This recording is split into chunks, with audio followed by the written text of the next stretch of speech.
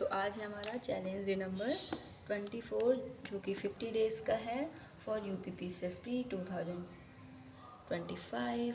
और हम ये प्री के रिवीजन के लिए कर रहे हैं क्लासेस, है ना। तो ये हमारा जो वीक है वो मॉडर्न हिस्ट्री के लिए है। तो 1 वीक की मॉडर्न हिस्ट्री चलेगी। कल हमने थोड़ा सा इंट्रोडक्शन बात किया, बट मैं थोड़ा सा और सोचा मैंने क्लियर कर दूं और आपको ईज़िली समझ आए। मॉडर्न हिस्ट्री जो है ना कहीं दो पार्ट में डिवाइड होती है, ठीक है। एक जो है एक टाइम माना जाता है जो 1707 से 1858 के बीच में माना गया, और एक है 1858 से 1947, है ना। 1858 का जो है रिवॉल्यूशन हुआ था, 1857 की क्रांति, है ना ये। और जो 1750 यहाँ इस एरा में जो है राइज ऑफ EIC, है ना, ईस्ट इंडिया कंपनी का यहाँ पे राइज हुआ था। और यहाँ पर पॉलिटिकल शेनेरियो, मतलब आपको मैंने बताया कि मुगल्स के टाइम में उस टाइम तक जो हमारे सबसे फर्स्ट जो फॉरेनर्स एंट्री हो रही थी इंडिया में, तो Portuguese, Dutch, Francis, east India company, है ना। तो सबसे पहले पुर्तगीज़ आए थे, वास्को डी गामा। तो ये जो पॉलिटिकल शेनेरियो, मतलब यहाँ से इन लोगों ने थोड़ा बहुत राइट्स लेना स्टार्ट आए, तो ये ट्रेड पर्पज से थे कि इंडिया से ट्रेड करेंगे, देन चले जाएंगे प्रॉफिट आफ्टर प्रॉफिट। बट इन्होंने देखे कि यहाँ पे पॉलिटिकल शेनेरियो बहुत अच्छा है, मतलब हम यहाँ पे डिवाइड एंड रूल कर सकते हैं। हम रूल सिर्फ ट्रेड नहीं करके हम यहाँ पॉलिटिकल एंट्री कर सकते हैं, देन यहाँ पे रूल कर सकते हैं। उनको ये सारी चीज़ें बहुत ईजी दिखी, उनको इंटरेस्ट आने लग गया, है ना।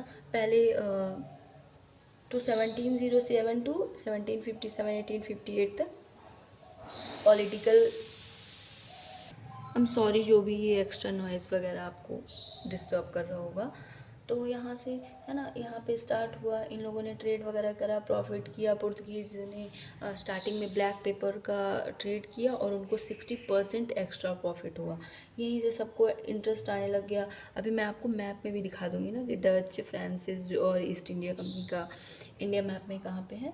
और फिर यहाँ 17 यहाँ से rise of east India company start हो गई। इन्होंने धीरे धीरे इन्वॉल्व होना शुरू कर दिया, हमारे इंडिया का आर्थिक शोषण शुरू कर दिया, हमारे नॉर्मल पीपल्स का, वो भी डिस्टर्ब होने लगे। बहुत सारे रिवॉल्यूशन, 1858 रिवॉल्ट, 1857 रिवॉल्ट के पहले भी काफ़ी सारे रिवॉल्ट्स हुए, उसके बारे में भी हम बात करेंगे। ये सारी हम फैक्चुअल बातें करेंगे जो हमारे प्री के पर्पज़ से बहुत इंपॉर्टेंट होगा।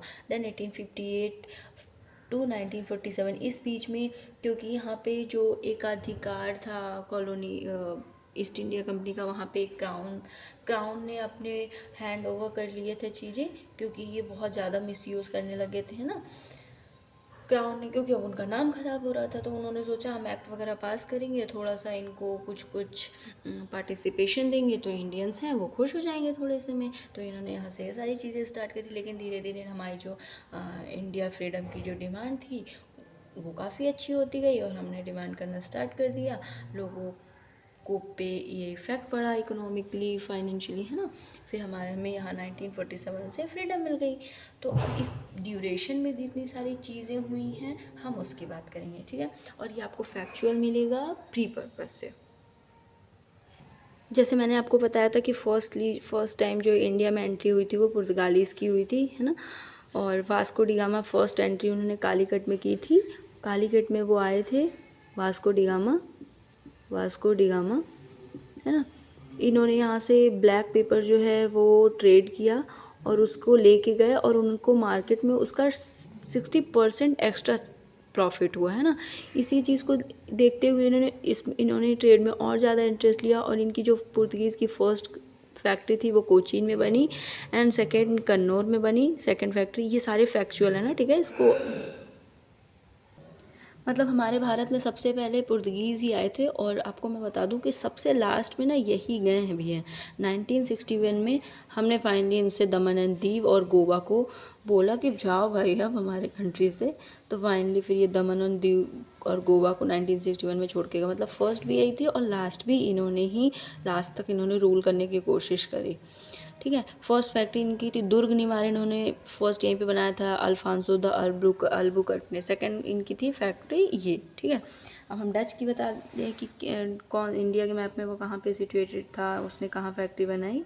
जो हमारे डच थे उन्होंने फर्स्ट जो है वो मसूलीपट्टनम में अपनी फैक्ट्री सिचुएटेड की, है ना। उन्होंने मछलीपट्टनम में अपनी फैक्ट्री स्थापित की, और फिर सूरत में डचों द्वारा 1616 में सूरत में फैक्ट्री बनाई गई, ठीक है। फ्रांसीसियों द्वारा 1668 में सूरत में बनाई गई, ठीक है। देन उसके बाद जो अंग्रेज़ थे उन्होंने बनाया, जो मैं उसको भी मैप में बताती हूँ। जो ईस्ट इंडिया कंपनी एंट्री करी थी उसने जहांगीर के परमिशन से 1613 में ईस्ट इंडिया कंपनी ने सूरत में सबसे पहले बनाया, है ना। और उसके बाद इन्होंने एक्सपैंड करते चले गए अपने एरिया। तो पहले इन्होंने अहमदाबाद में देन बनाया, अहमदाबाद में बनाया, फिर बेल्लोर में बनाया, फिर आगरा में बनाया, है ना। फिर साउथ ईस्ट में ये फर्स्ट टाइम जो है 1639 में मसूलीपट्टनम में इन्होंने अपना जो है कंपनी सिचुएटेड किया। क्योंकि ये एक्सपांड कर रहे थे तो सिराजुद्दौला जो उस टाइम पे आ चुका था, बंगाल में इनको बहुत ज़्यादा वेल्थ दिखी। ये उस टाइम बंगाल बहुत ज़्यादा वेल्थी था, ठीक है। इसके अंडर में आता था बिहार। क्या हुआ, फर्रुखसियर था उस टाइम पे, उसको कुछ प्रॉब्लम हुई, हेल्थ इशू हुई, और ब्रिटिशर्स ने ठीक कर दिया। तो उसने ना बंगाल का जो है वो 3000 पर एनम पे कस्टम ड्यूटी फ्री कर दिया। तो मतलब यहाँ पे ट्रेड फ्री हो गया। अब ब्रिटिशर्स ने यहीं से फ़ायदा उठाया। यही फर्रुखसियर ने जो इनको ट्रेड करने के लिए जो कस्टम ड्यूटी फ्री करी, इसी को मैग्ना कार्टा, ब्रिटिशर्स का मैग्ना कार्टा बोलते हैं। इनका इतना ज़्यादा यहाँ पे फ्रीडम चलने लगी थी कि सिराजुद्दौला जब आया तो उसने कंपनी की एक्टिविटी को रोकने की कोशिश करी। उसी बेस पे प्लासी का बैटल ऑफ प्लासी हो गया 1757 में, है ना। अंग्रेज़ों ने जो अंग्रेज़ के जो रॉबर्ट क्लाइव थे बंगाल के फर्स्ट गवर्नर, उन्होंने बैटल किया और वो वहाँ पे जीत गए।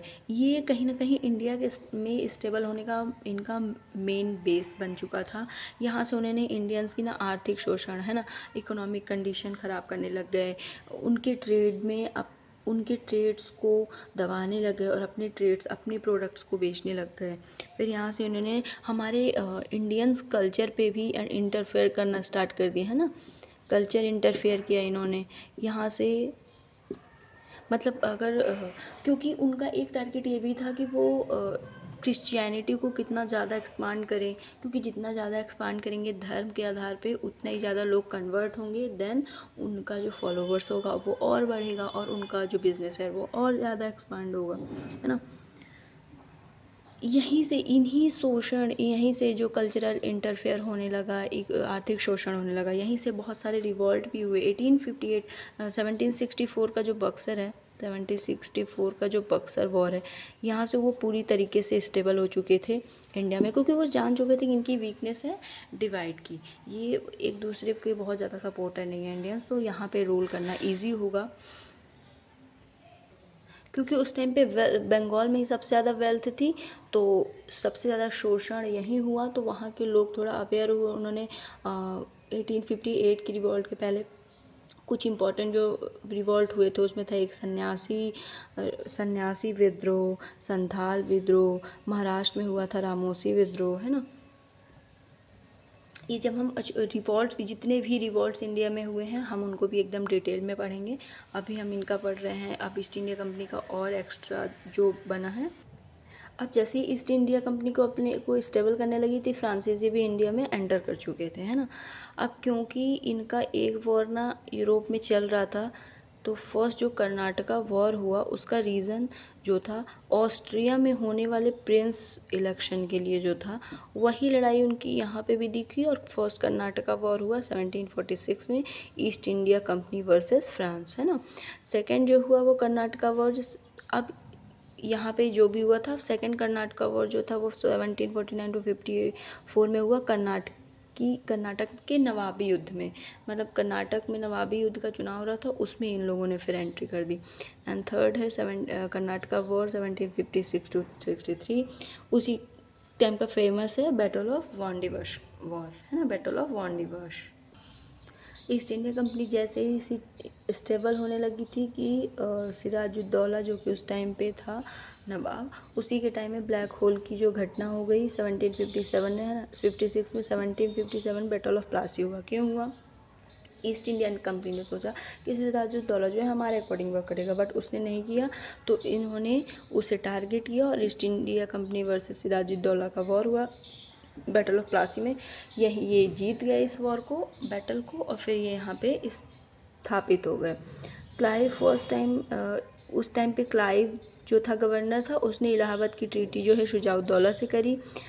इन्होंने फिर मीर कासिम को बैठाया, सोचा ये इनके अकॉर्डिंग वर्क करेगा, जिसने अपनी कैपिटल जो है मुर्शिदाबाद से मुंगेर कर दिया।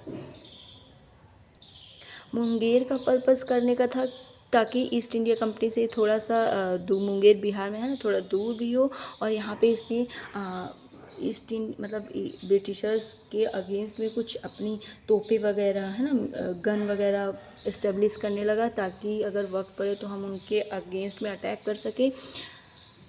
लेकिन इस बात से ईस्ट इंडिया कंपनी खुश नहीं थी कि उन्हें ईज़िली ट्रेड वगैरह नहीं करने दिया जा रहा है, तो उन्होंने बैटल ऑफ बक्सर किया 1764 में, East India Company versus Mir Qasim, Awadh का शुजाउद्दौला एंड दिल्ली सम्राट शाह आलम द्वितीय सेकंड, है ना। तो यहाँ से ये और ज़्यादा अच्छे से स्टेबल हो गए। हमने जो अभी पढ़ा, आप इसको डायरेक्ट क्वेश्चन देख सकते हैं, IAS प्री 2005 में आया था, है ना। ये एम्बर युद्ध, battle, Plassey battle, Wandiwash and Buxar battle, है ना। ये देख रहे ईजिली, मतलब डायरेक्ट क्वेश्चंस आते हैं इसमें से। हम गवर्नर जनरल्स के बारे में, वायसराय के बारे में बात कर लेते हैं कि इन्होंने कैसे वर्क किया, ठीक है। तो फर्स्ट हमारे जो थे वो क्लाइव थे। इन्होंने रिफॉर्म्स किए, क्योंकि हम फिर से वो पूरी स्टोरी पढ़ेंगे तो फिर से रिवीजन बहुत ज़्यादा लेट हो जाएगा, और हमें क्योंकि प्री के पर्पस से जितने भी इम्पॉर्टेंट फैक्ट्स हैं वो कंप्लीट करना है, ठीक है, हमारा टारगेट है। तो उपहार लेने बंद कर दिए, निजी व्यापार, जो प्राइवेट ट्रेड था उसको बंद कर दिया गया, क्योंकि इसमें मोनोपोली होने लगी थी, गवर्नमेंट को इसमें प्रॉफिट नहीं हो रहा था। अभी भी आप देखिए कि अगर प्राइवेट सेक्टर कुछ वर्क कर रही है तो उनका प्रॉफिट खुद का होता है ना, गवर्नमेंट को वो एक लिमिट में देते हैं। आंतरिक कर अनिवार्य कर दिया गया 1760 में। दोहरा भत्ता, मतलब जो सैनिक थे वो अगर बंगाल बिहार से बाहर रहते थे तभी उन्हें फिर पेमेंट करने लगे, है ना। क्लाइव ने जो है ना वो इंडिया में कहीं ना कहीं ईस्ट इंडिया कंपनी को इस्टेब्लिश करने की कोशिश करी थी। तो इन्होंने जो रिफॉर्म्स किए ना वो आर्मी से रिलेटेड, है ना, सैनिक असैनिक से रिलेटेड थे। बट जो हेस्टिंग्स थे, इन्होंने एडमिनिस्ट्रेशन से रिलेटेड बहुत अच्छा वर्क किया है। एडमिनिस्ट्रेशन से रिलेटेड, प्रशासनिक, इन्होंने बहुत अच्छा वर्क किया है ना। इन्होंने प्रशासनिक व्यवस्था की है, जिसमें था 1772 कोर्ट ऑफ डायरेक्टर से द्वैत शासन समाप्त कर दिया। मतलब रूल सिर्फ एक करेगा, ऐसा नहीं कि छोटे प्लेस पे एक तो कोई दूसरा रूल करेगा और बड़े प्लेस पे कोई दूसरा रूल करेगा, है ना। इन्होंने जो राजकीय कोषागार थे, है ना, जो रेवेन्यू, फिस्कल रेवेन्यू, राजस्व जो भी था, जो जहाँ पे सारा सब कुछ इकट्ठा होता था, वो मुर्शिदाबाद से कलकत्ता में, क्योंकि बंगाल कलकत्ता है ना, ये रूल करने का एक एरिया था जहाँ पे वेल्थ बहुत अच्छी थी, तो उस ताकि ईजिली सारी चीज़ें अवेलेबल हो सके। फिर revenue reforms, trial and error, sorry. Then 1773 regulating act, हमने जिसको पॉलिटी में बात करी है ना, रेगुलेटिंग एक्ट के बारे में। फिर हमारा ये हो गया 1774 का, बंगाल का फर्स्ट गवर्नर जनरल जो है वो बने थे हमारे वॉरेन हेस्टिंग्स। बोला जाता है कि जो वॉरेन हेस्टिंग्स था उसने फाउंडेशन ऑफ एडमिनिस्ट्रेशन, मतलब प्रशासन की जो है संरचना रख दी थी। बट उस पे, जैसे कि अगर आप कोई बिल्डिंग बनाते हैं तो आप एक उसकी नींव डाल देते हैं ना, तो वो नींव या फाउंडेशन जो है वो हेस्टिंग्स ने रखी थी, और उस पे जो ग्राउंड लेवल वर्क है ना वो लॉर्ड कॉर्नवालिस ने किया था। Structured and strengthened through reforms, मतलब थ्रू रिफॉर्म्स, सुधारों के थ्रू उसने स्ट्रक्चर्ड एंड स्ट्रेंथेंड, मजबूत किया था। वो था जुडिशियरी, पॉलिसिंग, मतलब अच्छी अच्छी पॉलिसीज़ बनाना, रेवेन्यू कलेक्शन। अब ऐसा था कि रेवेन्यू कलेक्शन अच्छा होने लगा था, टैक्स वगैरह, ताकि जो इकोनॉमिक पार्ट है वो काफ़ी स्ट्रॉन्ग कर सकें। एंड ट्रेड, जितना अच्छा ट्रेड करेंगे उतना ही अच्छा उसका रिस्पॉन्स मिलेगा, हमारी इकोनॉमिक कंडीशन अच्छी होगी, है ना। Ring fence policy Hastings and Wellesley की है। अब हम क्या करने हैं, जितने भी गवर्नर्स हैं या फिर वायसराय या गवर्नर जनरल, उनके जितने इम्पॉर्टेंट वर्क्स हैं उसको नोट करेंगे। जैसे हमने ये बात करी है ना, ये कॉर्नवालिस के समय में जितने भी थे डिस्ट्रिक्ट कोर्ट, लोकल कोर्ट्स बन गए, अलग किया गया कर तथा ना टैक्स तथा रेवेन्यू, टैक्स एंड रेवेन्यू और जुडिशरी को अलग कर दिया गया। कलेक्टर की न्यायिक तथा फौजदारी शक्ति ले ली गई। मतलब पहले कलेक्टर के पास ही थी जुडिशरी से रिलेटेड लोकल, लेकिन अब उसके पास ये चीज़ नहीं थी। 5 अक्टूबर को इसकी डेथ हो गई, कॉर्नवालिस की, है ना, लॉर्ड कॉर्नवालिस की 1805 में इसकी डेथ हो गई। देन आए हमारे लॉर्ड वेलेस्ली, जिनका सबसे इम्पॉर्टेंट माना जाता है सहायक संधि, सब्सिडरी अलायंस। इसमें ये था कि protection against any external attacks. मतलब जो भी इंडियन लोकल रूलर्स थे, इंडिया में जितने भी रूलर्स थे, उनको एक्सटर्नल अटैक्स से प्रोटेक्शन दिया गया। उसके रिटर्न में इनको क्या करना था कि जो कंपनीज़ की जो भी आर्मी थी उनको उनको प्रोवाइड करना अच्छी फैसिलिटीज़। आर्मी की रिपेयरिंग के लिए, मतलब अगर वो कहीं पे अटैक्स के लिए जा रहे हैं, आफ्टर देन उसकी उनकी प्रोटेक्शन, उनकी सिक्योरिटी, उनके खाने पीने, है ना, उनको एक तरीके से रीन्यू करने के लिए, उनको जो भी अटैक्स के बाद जो भी टायर्डनेस है उस चीज़ को फुलफ़िल करने के लिए उनके रिटर्न में ये भी करना था। उनको ईस्ट इंडिया कंपनी को ना सुप्रीम पावर माननी थी कि हाँ, ईस्ट इंडिया कंपनी ही सुप्रीम पावर है, हम उनके अंडर में वर्क कर रहे हैं, है ना। तो सबसे पहले जो ये ट्रीटी, क्योंकि ये अलायंस है, तो सबसे पहले जो हमारे साइन किए थे वो थे मराठा ने, है ना। जिनके मराठा सरदार पेशवा कौन थे उनके, बाजीराव, है ना। बाजीराव सेकंड ने उन सबसे पहले इस चीज़ को मराठाओं से एक्सेप्ट किया था, जो है सब्सिडरी अलायंस, सहायक संधि। सॉरी, इस चीज़ को करेक्ट कर लेंगे। मैंने, क्योंकि वो पेशवा में इम्पॉर्टेंट थे, जो 1802 में बाजीराव फर्स्ट सेकंड ने किया था।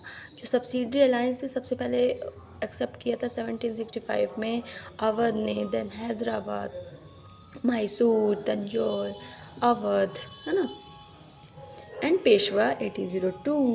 फिर और भी हैं। इसके बाद आता है हमारे लॉर्ड विलियम बेंटिक का वर्क। फिर विलियम बेंटिक जो है वो आए, वो 1828 governor general, first governor general बने 1833 में, ठीक है। इन्होंने सबसे जो सामाजिक प्रथा, सबसे खराब प्रथा थी सती प्रथा, उसको ख़त्म किया, उसका दी एंड किया। बालिका शिशु वध का किया, क्योंकि गर्ल्स को उस टाइम तक काफ़ी हेडक मारने लग गए थे, तो बचपन में मार देते थे, तो इसने ऐसे रूल्स बनाए कि कोई भी बालिका गर्ल्स को ना मारे। 1843 में दास्ता को इलीगल कर दिया। मतलब दास प्रथा उस टाइम पे बहुत ज़्यादा चलती थी, है ना। सस्ते में उनको ले जाते थे, उनसे वर्कर काम कराते थे और इतना ज़्यादा रिटर्न भी नहीं देते थे, तो इस दास्ता प्रथा का उसने ख़त्म किया। देन आए लाला डलहौजी 1848 टू 56। इसका सबसे ज़्यादा इम्पॉर्टेंट है व्यक्तिगत सिद्धांत, डॉक्ट्राइन ऑफ लैप्स। मतलब जिनके भी अगर बच्चा नहीं होता था तो उस गवर्नमेंट, उस राज्य को अपने में मिला लेना, है ना। तो फर्स्ट इसने किया था 1848 में सतारा के साथ, देन संबलपुर 1849, झांसी 1853, नागपुर 1854। इस तरीके, ये एक ऐसा कदम था जिससे ना मोस्टली जो राज्य थे वो मिला लेना, ताकि अपने एरिया को एक्सपांड कर सके, उसको बहुत ज़्यादा बढ़ा सके। फिर जो हमारे इंडिया में फर्स्ट रेलवे आई थी 1853 में, उसको नोट कर लेते हैं। जो डलहौजी का ये रेलवे लाइन जो पूरे भारत में बिछाने का जो नियम था, ये ऐसा नहीं है कि हमारी कंडीशंस को अच्छा करने के लिए है। इसका एक्चुअल में मेन टारगेट था कि जो जब से ये रेलवे लाइन बिछाई गई ना, तब से हमारी जो आर्थिक व्यवस्था है, क्योंकि पहले जहाँ तक इनकी पहुँच हो पाती थी, जहाँ तक ये रीच कर पाते थे, ये सिर्फ वहीं तक लोगों को शोषण, एक्सप्लॉइटेशन कर पाते थे, है ना, शोषण कर पाते थे। लेकिन इस रेलवे ने हमारी जो बेसिक, जो गांव के लोगों की जो एक व्यवसाय थी ना, कि वो छोटे एरिया में एक दूसरे को, कोई कुछ बना रहा है, कोई कुछ बना रहा है, और एक दूसरे को दे के ये फुलफ़िल कर रहे हैं सारी नीड्स। इसने ये भी व्यवस्था जो है पूरी तरीके से तोड़ दी। रेलवे लाइंस बिछा दी तो वहाँ के जो कच्ची चीज़ें थी, मिनरल्स है ना, उसको एक्सपोर्ट कर लिया, और उसने कोशिश करी कि हमारा जो प्रोडक्ट है वो हम गाँव तक पहुँचाएँ। और दूसरा था, क्योंकि अब इनको पता था कि हम इतना ज़्यादा एक्सप्लॉइटेशन कर रहे हैं तो लोग आवाज़ उठाना चाह रहे हैं, तो उसने क्या किया, यहाँ से अपनी आर्मी जो है वो एकदम इंटरनल पार्ट्स में भेजने लग गया, ताकि कल को अगर हम कोई रिवॉल्यूशन होता है तो हम पूरी तरीके से ग्रैब कर सकें, उस चीज़ को ख़त्म कर सकें। मतलब इसका जो इफ़ेक्ट था ना, बहुत ज़्यादा नेगेटिव था। यहीं से हमारी जो इकोनॉमिक कंडीशन है वो ना सबसे ज़्यादा ख़राब हो चुकी थी। इसके बाद फिर मतलब डलहौजी का ये वक्त, लेकिन इनके थ्रू ये सिर्फ इनका प्रॉफिट था, बट हमारे इंडियंस भी कम नहीं हैं। उन्होंने इस चीज़ का प्रॉफिट कैसे लिया, जैसे ही दूर दराज से इनकी जो कनेक्टिविटी बढ़ी, है ना, इन जो कनेक्ट हुए, ये कहीं ना कहीं इस चीज़ से अवेयर होने लगे। अब आप एक बात बताइए, आप एक बहुत छोटे से एरिया में रहते हैं, आपके पास कोई कनेक्टिविटी नहीं है अगर फ़ोन वगैरह की, तो आप लोकल, मतलब उस स्थानीय एरिया पे जो भी ट्रेंड चल रहा होगा या जो भी कल्चर चल रहा होगा आप उसको फॉलो करेंगे। बट जैसे ही आप वहाँ से गांव आए, या फिर गांव से शहर आए, या फिर ठीक है कोई बाहर का पर्सन जाके आपके घर के आसपास रहने लगा और उसने फ़ोन यूज़ किया, उसके खाने का तरीका अलग था, उसने जो भी वेयर करने का तरीका, कपड़े वगैरह थे, सब चेंज हुए, तो वो धीरे धीरे वहाँ तक चीज़ें पहुँची ना, उनके माइंड में भी आने लगेगा हमें भी ऐसे करना है। क्या आज आप जो हमारे रूरल एरिया में जो भी ड्रेसिंग सेंस या खान पान है, क्या ऐसा नहीं है कि पिज़्ज़ा बर्गर जो है वो हमारे लोकल एरिया तक गया हो, कनेक्टिविटी की वजह से गया था। तो अगर इन्होंने इस चीज़ का फ़ायदा उठाया तो हमें भी काफ़ी इसका फ़ायदा हुआ, कि हमारे इंडियंस जो है अवेयर होने लग गए, ट्रेंड्स पे चलने लग गए।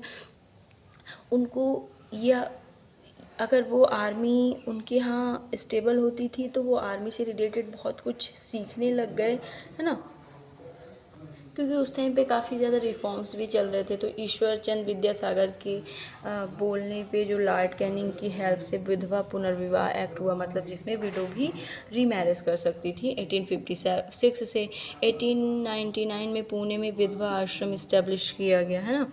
1899 में धोदो केशव धोंदो धोंदो केशव कर्वे, है ना, इनके थ्रू जो है ये भी एक आश्रम स्थापित किया गया ताकि लोग परेशान ना करें। For today, thank you so much.